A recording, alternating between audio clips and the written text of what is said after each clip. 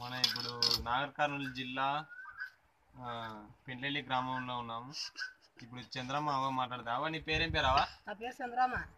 ఈ చేపలు ఎట్లా అల్లుతావు? ఈ చేప ఈత చెట్టు ఉంటుంది, ఈత కోసుకురావాలి.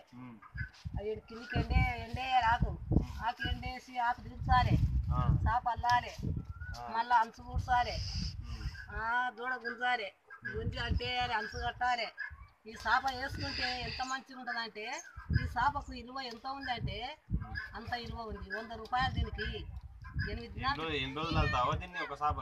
దినాలకు ఒక్క చేప అవుతుంది. మళ్ళీ ఈ చేప ఉత్త చేప కాకుండా రంగు చేప వేయాలంటే 50 రూపాయలకు కిలో రంగు ఉడకబెట్టాలి. మళ్ళీ అది అల్లాలి, డిజైన్ పడుతుంది, మంచిగా సలువ ఉంటది. అంటే ఇప్పుడు ప్లాస్టిక్ చేపలు పనికిరావు కదా దీనికి? ప్లాస్టిక్ చేపలు పనికిరాకనే ఊర్లో మస్తు కొండూరు దేవాలలో మస్తు తీసుకున్నారు చేపలు. కొండూరు గ్రామం మస్తు ఒక్క చూసి ఎంతో మంది చెప్పిండ్రు. ఆ చేపలు మొత్తం అన్ని కొంచెం చేపలు కావు.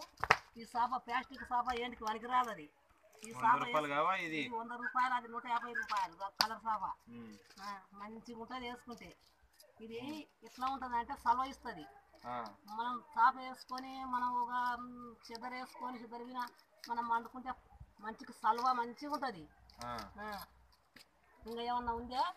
ఏంటో దానికి 150, దీనికి 100. కానీ దీనికి గిట్టుబాటు ధర లేదు.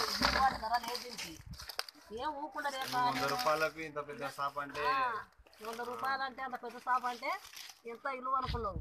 ఒక్కటి చూసి మనం ప్లాస్టిక్ చేపలు అయిపోయిందే తీరా